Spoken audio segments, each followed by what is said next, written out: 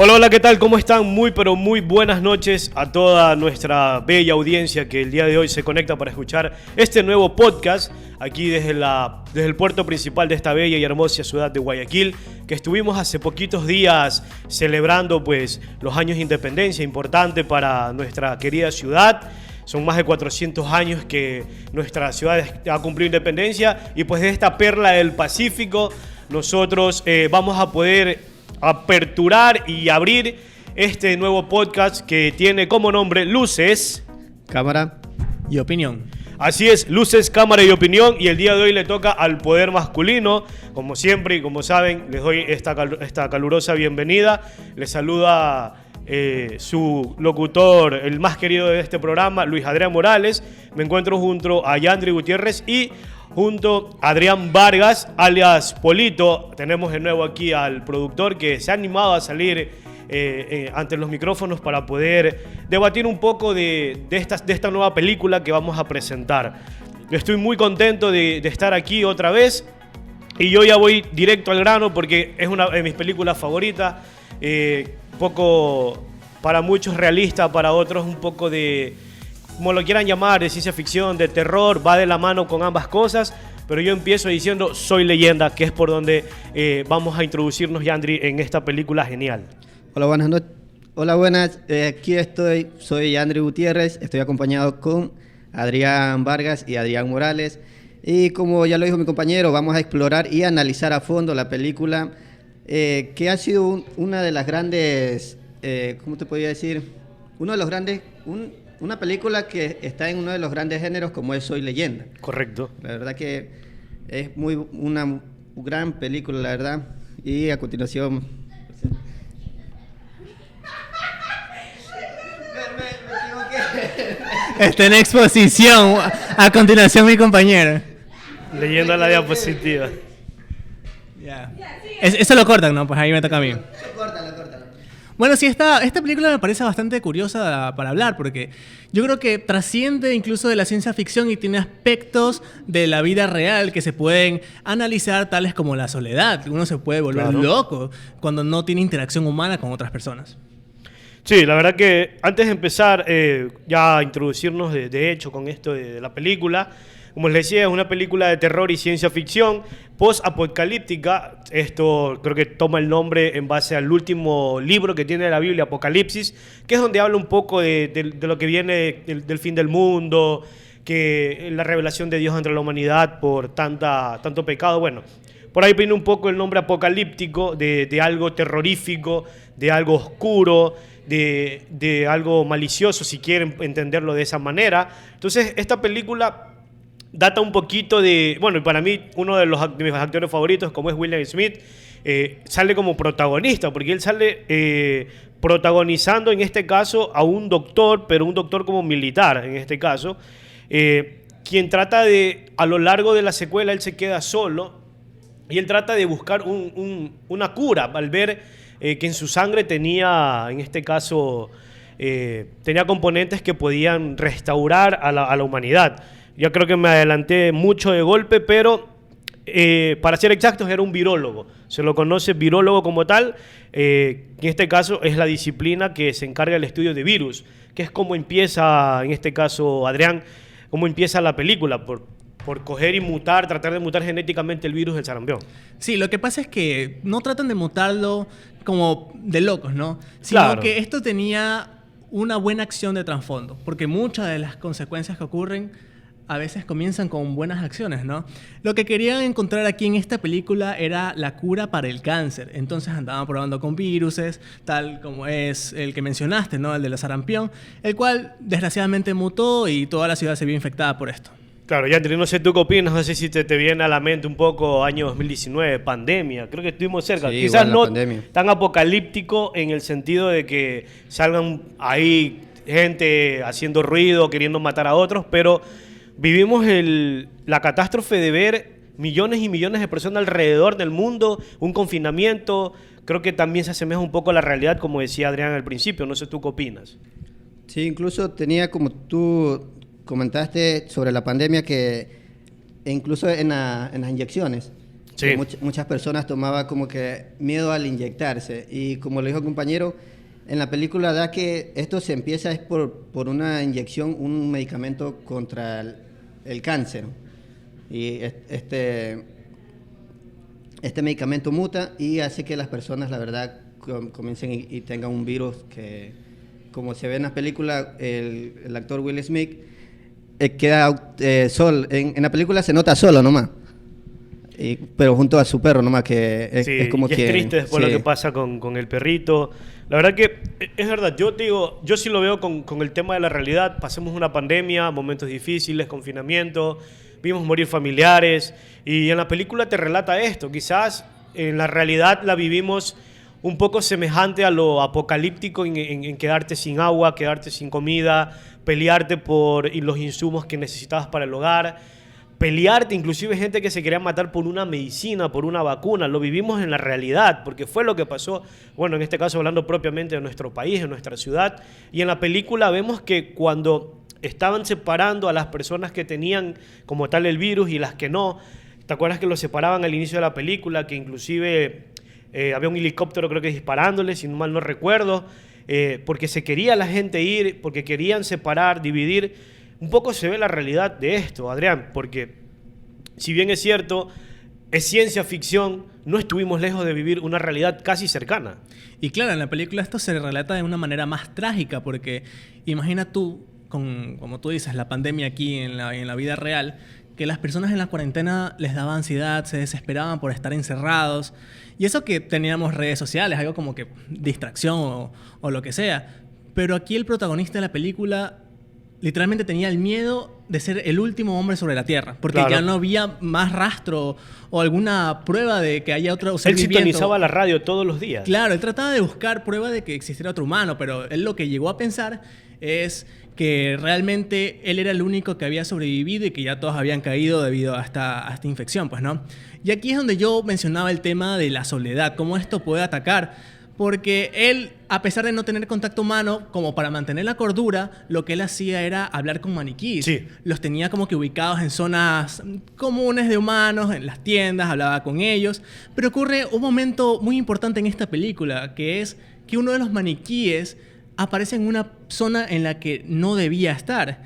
Cosa que hasta el día de hoy me causa duda, ¿no? ¿Cómo llegó ahí el maniquí? Creo que ahí mismo relata de que él ya creo que comenzaba con la paranoia, de que él mismo había movido el maniquí trampa, por decirlo de cierta manera, porque había una trampa cercana que él quedó incluso atado a una de las trampas y que él quedó creo que inconsciente. Ajá. Y él mismo corta y él cae al suelo y se va con el perro arriesgándose porque, un dato curioso ahí, los zombies como tal, en este caso los mutantes, porque como tal los decían mutantes en la película, ellos no podían estar expuestos a los rayos del sol, a la luz, porque no podían, o sea, era algo como la debilidad de ellos. Pero yo creo que esta trampa fue tendida por los mismos mutantes, porque a pesar de ser zombies... Había uno que era súper inteligente. Claro, el alfa, el líder, por decirlo de alguna forma, tenía bastante conciencia y era como que el que manejaba la manada. Entonces yo creo que él fue el que realmente tendió esta trampa para nuestro protagonista, atraparlo y tenerlo inconsciente durante varias horas hasta que oscurezca y ahí poder atacarlo. Como ustedes comentan, esto se dio fue porque el actor buscó, como se dice, hizo una trampa, como ustedes comentaban, con su sangre y atrapó a una zombie, a una mujer. Que creo que resultaba ser la esposa del alfa, porque él estaba experimentando sí, su sangre con ratones sí, para tratar de buscar una cura. Es verdad, y en eso él, como tú comentaste, mediante esos experimentos, él vio que un ratoncito mostraba signos diferentes a los demás. Y él quiso probar con uno de los zombies y en esto fue que él se adentró a un edificio y logró atrapar a una zombie.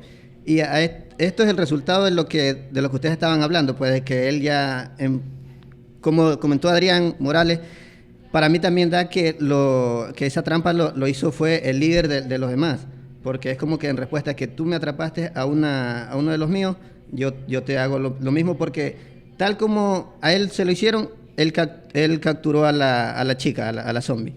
Claro, él la captura y recuerdo que ahí vemos que, bueno, un poquito de una de las películas que hablamos en el podcast, en uno de los podcasts anteriores, como la perrita Samantha, porque ese era el nombre que tenía la perrita, estuvo hasta lo último. Y a mí se me dio mucha tristeza. No te voy a negar que como varón se me salieron las lágrimas cuando él le tocó sacrificar a su animal, porque en esa lucha, cuando ya se oscurece, que le suena la alarma que él ya tiene que estar refugiado, es donde lo atacan como tal y lo querían seguir. Y la perrita, por salvarlo, hasta donde llega el instinto del animal de proteger a su amo, pues ella termina herida.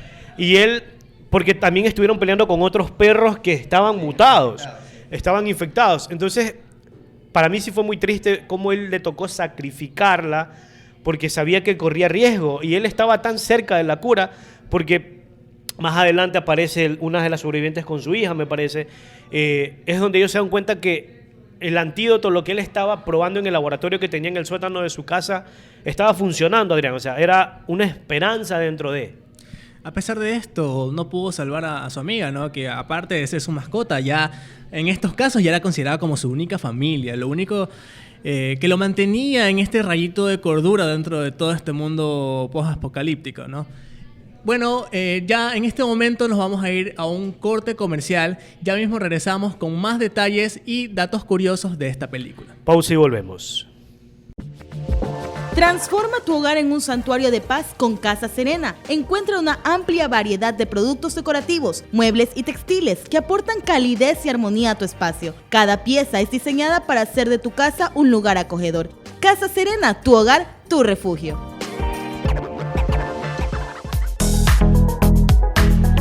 Listo, volvemos a nuestro segundo bloque de este lindo podcast y vamos a entrar un poco en qué trataba de investigar esta película. Adrián, quiero que tú nos cuentes un poco de qué quería, cómo quería llegar como tal el productor en esta película increíble. Bueno, según tengo entendido, la finalidad de esta película era investigar un poco sobre esta transformación de géneros en el siglo XX y el siglo XXI. Sabemos que el género de esta novela es de ciencia ficción, pues una novela ficticia, claro está. Pero este mezcla hechos fantásticos o imaginarios como la existencia de los vampiros. Porque si muy bien no se hablaba de vampiros, estaba este factor del sol, pues, ¿no? Por supuesto. Que los repelía, que ellos no podían tocar el sol porque les afectaba la piel. Y a pesar de no ser directamente relacionados a vampiros y más relacionados a zombies, son zombies que de todas maneras entran en esta característica del género, pues, de vampiros. Claro, porque mordían y según por la infección tú te contagiabas y te hacías un mutante. Claro, o sea, más que nada por el de querer darles esa característica tan importante que tienen los vampiros de huirle al sol, porque les hace daño. Ese yo creo que esa es más bien la finalidad que tiene la película, pues, ¿no? Estos géneros del siglo XX y siglo XXI. Bueno, en mi opinión yo creo que trata de dar ¿cómo se dice? En base a mi opinión, de cómo uno reaccionaría en esas ocasiones ya.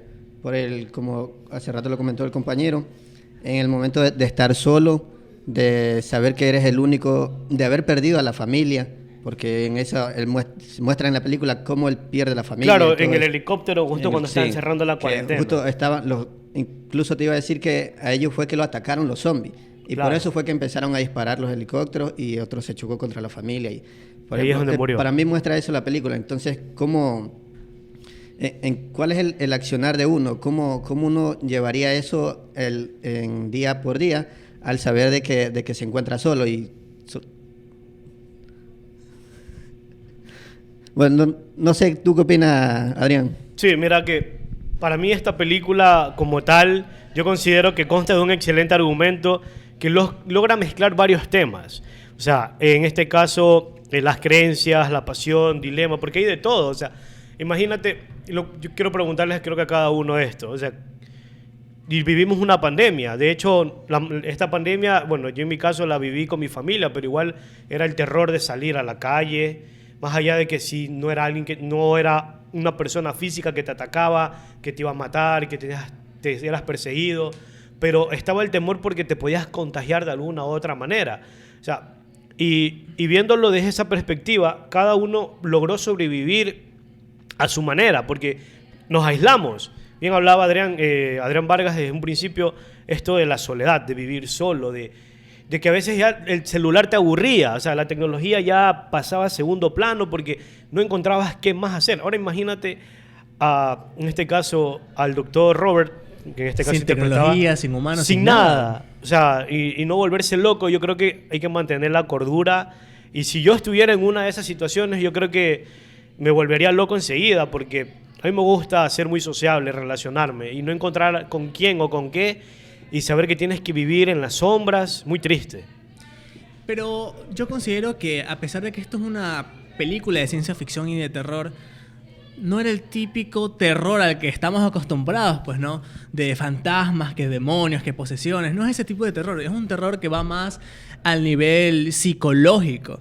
Volviendo a traer el tema, la soledad, ¿no? Cómo esto te puede jugar en contra, las alucinaciones, el no tener qué hacer. Y creo que volvemos a la comparación del tiempo en pandemia, ¿no? Cómo nosotros pasábamos nuestro tiempo en esa cuarentena, buscábamos formas de entretenernos, usar redes sociales, que el TikTok, que Facebook, que Instagram, que YouTube, videos, etc. Pero ¿cómo realmente alguien podría afrontarse la última persona sobre la Tierra? Porque yo creo que la cordura que tiene ese personaje es exagerada. Para mí no es una cordura real. Porque vivir tanto tiempo sin interactuar con personas, sabiendo con todo lo que estás viviendo, yo no creo que una persona común sobreviva tanto tiempo sin una interacción humana. De hecho, él se quiebra cuando muere Samantha. su perrita, sí. Él se quiebra, incluso él en eso, después muestran que él empieza a hablar con un maniquí, como que diciendo, por mi amiga estoy hablando contigo y todo eso, y ahí empieza a quebrarse él y ahí es donde él ataca o va en busca de los zombies. Y bueno, para mí creo que es algo importante en donde aparecen dos personas nuevas, como es la chica con su hijo, en donde él se entera que no es el único sobreviviente. La verdad que para mí eso es como que... Ann e Ethan, así se llama. Ellos están escapando, incluso fueron seguidos por otro grupo, que el macho alfa se reencuentra con ellos para allá cerca del final de la película, que vamos a llegar allá. Ellos tratan de seguirlos y de hecho los encuentran. Claro, es que aparte del accidente que el actor tiene, la chica los salva y los lleva a su casa. Y ahí es como cuando son perseguidos por el líder y al día siguiente, bueno, en la noche siguiente es que se da el suceso de que atacan la casa de él. Mira que entrando un poquito en lo que fue la producción como tal, a finales de la década del 90 hubo un resurgimiento del género de terror de ciencia ficción y en 1995 Warner Bros. Comenzó a desarrollar el proyecto cinematográfico después de haber obtenido los derechos de la novela como tal Soy Leyenda de Richard Matheson, porque Soy Leyenda como tal empezó como una novela escrita de esta persona en 1970 y Warner Bros. Como tal la lleva a la pantalla grande.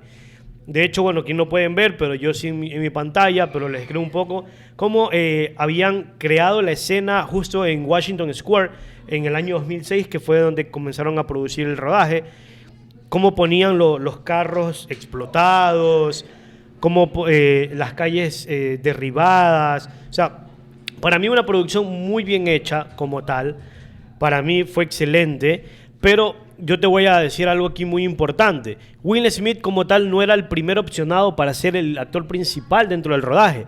Habían probado con actores como Tom Cruise, reconocidísimo, como Michael Douglas y como Mel Gibson inclusive.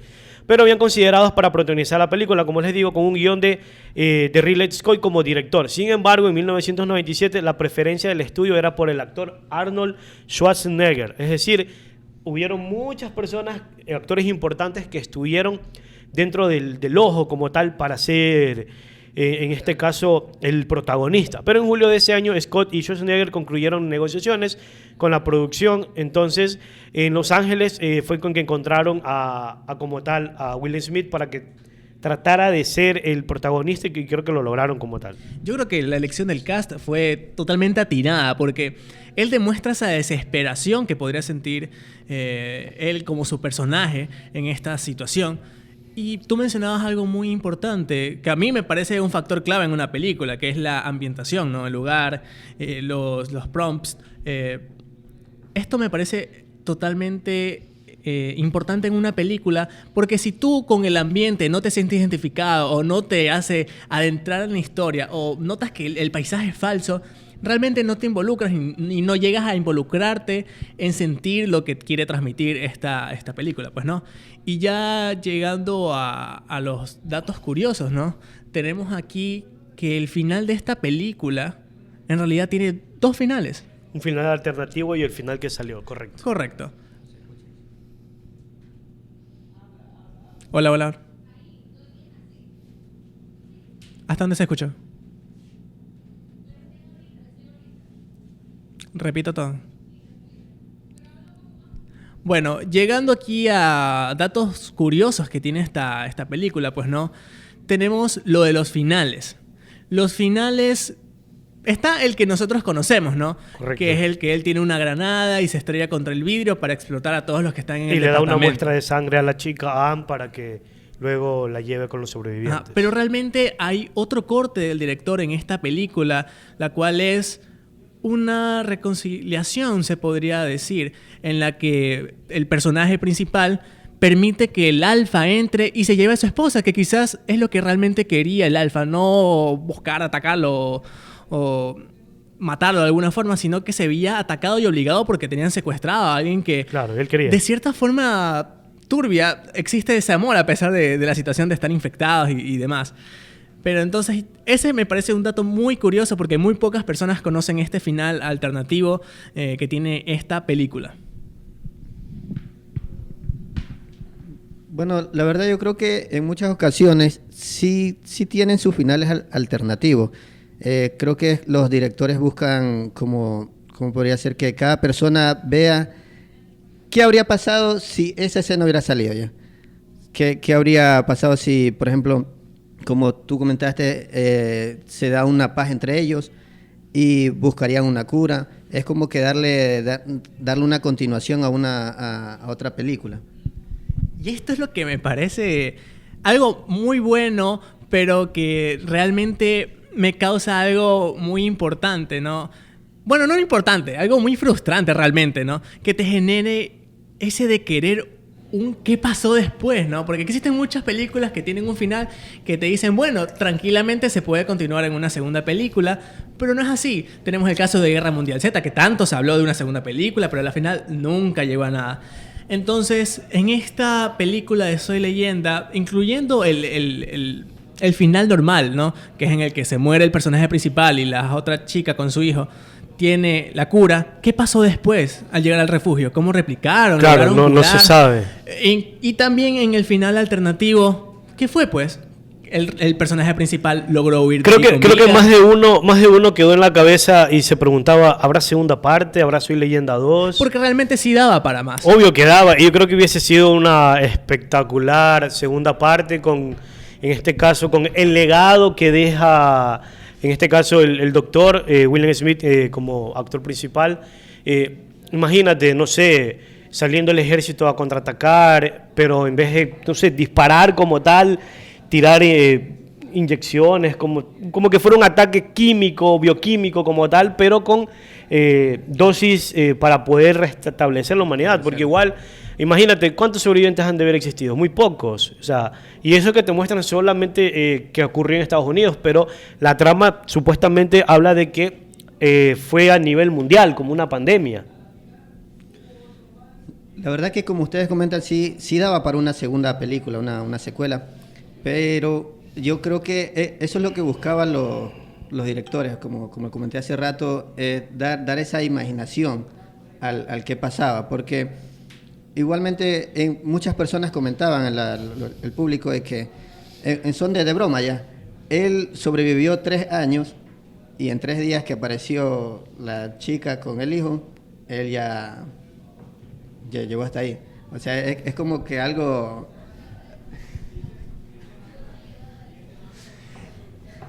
Eso es un factor muy bueno para analizar, ¿no? Porque quizás estando tú solo, ves por ti mismo. Corres, no tienes que preocuparte por familia, por pareja, por nadie. Y eres tú, te tienes que cuidar a ti mismo. Pero ya cuando involucras a otras personas, un grupo, amigos, familia, ya aquí entra un poquito eso del cariño, ¿no? Del hacer lo correcto, quizás sacrificarte para que alguien más pueda seguir, encontrar una cura o continuar con la historia. Y por eso es que él ha durado tanto, porque estuvo solo. No tenía por nadie, o sea, de la única persona, o bueno, de lo único que se tenía que preocupar era de su perrita, ¿no? Y de ahí nadie más. Pero ya llegando esta chica con su hijo, ¿qué podía hacer? Él tenía que hacer lo correcto y buscar que ellos dos sigan con vida a pesar de que eso le cueste la suya. Mira que te voy aquí a dar unos cambios significativos respecto a la novela, porque yo, como les decía, esto sale de una novela y luego lo llevan a la pantalla grande. Primero, el entorno geográfico de la película pasa a ser en Nueva York en vez de Los Ángeles como está la ubicación original de la novela. La época en que transcurre el relato en la película es entre 2010 y 2013, en vez de 1977 y 1980 como en la novela. En la novela como tal, Neville conoce a una mujer llamada Ruth, quien había huido de los infectados tras la muerte de su esposo, lo cual aumenta las sospechas de Neville de que está infectada y descubre posteriormente que sí está infectada, pero que tiene características de un ser humano. Eso pasa en la novela. En la película, Neville es salvado por Anna y su hijo Ethan y les dice de la dirección de su casa, donde en un principio él pues estaba un poco, le costaba socializar porque no tenía con quién, porque era la primera vez que veía a alguien no infectado en años. Robert Neville se muestra en la novela como un hombre desesperado, solo, quien se refugia en la bebida, que por el día se dedica a cazar a los vampiros o a los mutantes mientras estos duermen. En la película, Neville va acompañado de su perrita Sam y su adicción al alcohol no existe, aunque sí colocan maniquíes en distintos lugares a los que pone nombres para poder charlar. En este caso, con ellos es para no sentirse tan solo. Tampoco cazan los vampiros durante el día, salvo algún ejemplar vivo con el que experimentar las curas que va desarrollando. Los vampiros de la novela conservan la fisonomía humana casi intacta, salvo en algunos matices como palidez, que es lo que mayormente adquirieron dentro de la novela. En el filme se nos muestran los vampiros mucho más fantásticos, salvajes, más mutantes como tal, aunque sí son curados, recuperan la apariencia humana normal. Además, en la novela se mantiene la mitología original del vampiro, como su temor al ajo, las cruces y la luz del sol. Eso es lo que te puedo dar un poquito en estas diferencias entre lo original que fue la novela a lo llevarlo a la pantalla grande, que de hecho estuvo con el riesgo de no salir, porque el presupuesto había llegado a $108 millones, cambiando de productores, tratando de buscar a un protagonista, tratando de buscar el mejor guión, y luego lograron reducirla para 20 millones y tuvieron una ganancia de 585, o sea, imagínate. También quisiera saber, ustedes en la posición del personaje, ¿cómo lo hubieran manejado? ¿Qué hubieran hecho distinto o lo hubieran mantenido de igual manera? ¿Ustedes qué hubieran hecho en la situación de ese personaje? Como en la forma de cómo llevar los tantos años en soledad. Claro. O la supervivencia. Bueno, yo lo que sí tenía era pregunta de ustedes en 3 días de haber conocido a una persona, ¿cómo es? ¿Harían el honor de sacrificarse?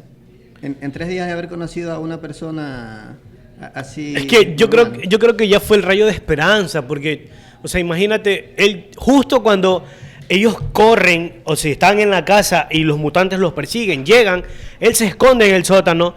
Ahí es que ellos dos se dan cuenta de que la mutante que tenían comenzaba a reaccionar positivamente al antídoto que tenía su sangre.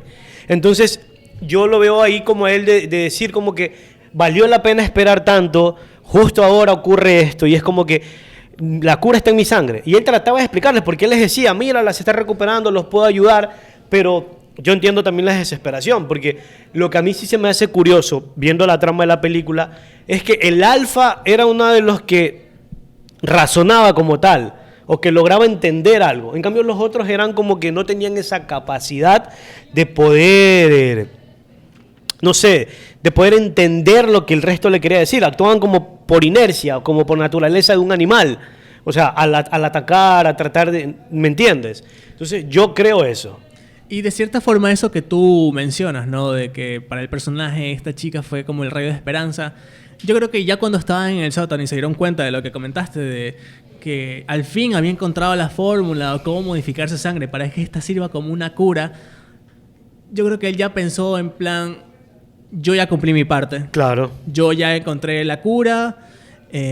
Ahora lo correcto sería dar mi vida para que esta chica pueda continuar este descubrimiento que hice y lo pueda replicar en algún refugio o en alguna parte, porque yo ya hice lo que debía hacer. Sí, yo creo que es que es lo que tocaba y es una de las partes también significativas dentro de la película, porque, o sea, es decir, no sé, que si hubiese sido en la vida real, yo creo que más de uno se lo pasó en pandemia, como que cuándo saldremos de esto, cuándo habrá una cura, las vacunas funcionarán. Y para todos fue un rayo de esperanza cuando las primeras vacunas comenzaron a salir, hablando de la pandemia que vivimos hace pocos años, y era como decir, pasar a los famosos semáforos, semáforo amarillo donde podía salir un poquito, y luego semáforo rojo que otra vez te confinaban. Entonces, ahora imagínate en un contexto casi similar, pero con el peligro de que si te infectas no es que solo mueres, sino que mutas y te corres el riesgo de que te maten.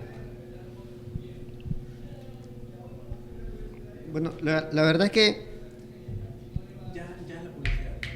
No, es que no hay que hacer publicidad. No importa si nos alargamos porque hay que cortar algunas cosas. Sí, por eso te digo, sí, no. ¿Sobre qué pregunta? No, sí. Ya. Bueno, la verdad que yo sobre las preguntas que le hice, yo sí creo que en esa ocasión, yo sabiendo que tengo ya la cura, que podría ayudar a que la humanidad se salve. A que la humanidad se salve. Yo si hubiese sido un poco mezquino y me hubiese... Porque... Que hubieses puesto a la chica y al niño a morir pero es que no entraban más, pues. No, bueno, es que sí, no verdad, entraban ¿verdad? más, eran los dos y como que... Sí, ese punto no te acordabas. No me acordaba de la película, la verdad es que... Pero yo sí decía como que en ese momento, digo como que chuta, 3 años y esperar de que encuentras la cura y ahí esto y lo otro. Porque incluso como tú dijiste, el líder era como quien más razonaba, pero en ese momento...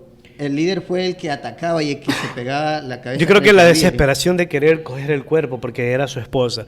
Y creo que, mira, si te das cuenta, en todas las películas de zombies, siempre hay un líder y ese líder siempre es el que dirige a todos, el alfa, y es el que coge y en este caso da las órdenes de qué hacer. Y es el que más razona. Y es el que entiende lo que en este caso una persona normal le está diciendo. Entonces... por ahí es algo loco. Y ya como para ir cerrando, rapidito, solo el último dato. El edificio abandonado donde vivió el personaje como tal, que se convirtió en su refugio, es en realidad la famosa Washington Square Arch en Nueva York. Y en este caso también, la película, una de las escenas en el puente de Brooklyn, fue una de las más caras de la historia en ese entonces del cine. Pero lo positivo y lo bueno es que la película recaudó en su primer fin de semana de estreno en Estados Unidos $2.3 millones. O sea, es impresionante lo que esta película logró recaudar. Bien, vamos, ya estamos cerrando ya este increíble podcast en el que hemos hablado de una de las películas, a mi criterio, de ciencia ficción más importantes y que ha sido una de las más esperadas por su segunda parte, que pues al parecer no va a salir. Creo que más de uno se quedó con esa intriga. Esperemos que alguien ahí del mundo cineasta, algún director, se arriesgue y diga la segunda parte puede tomar este giro, pero nos quedaremos con esas ganas de momento. Adrián, tu despedida y tu agradecimiento al público. Bueno, yo no puedo decir nada más que estoy contento de estar aquí por segunda ocasión participando con mis compañeros y hablando para ustedes, los oyentes que son fieles a nuestra programación. Yandri, tu despedida. La verdad que igualmente también muy contento de estar aquí acompañados por ustedes. La verdad que se habló sobre una muy buena película, la verdad, y como tú habías dicho, también se espera que en algún momento alguien se atreva a sacar una segunda parte. Sí, porque si pensamos que no la sacan porque Will Smith está viejo, pues recordemos que Will Smith murió. O sea, pueden poner a otro personaje. Otro personaje. El niño incluso que está ahí. Claro, como que siguiendo la secuela. Bueno, gracias por sus agradecimientos, chicos. No se olviden de seguir el siguiente podcast, Entremos en Contexto, también hablando de temas muy interesantes, nuestros compañeros. Así que por esta misma línea, no se olviden de seguirnos en todas nuestras redes sociales, de poder colocar en los comentarios cuando subamos este podcast de qué películas les gustaría que hablemos en el siguiente programa. Ha sido un honor y un placer estar aquí el día de hoy. Su locutor favorito, que ha estado casi en todos los programas, Luis Adrián Morales, los saluda, los quiere mucho y nos veremos hasta la próxima. Bye bye.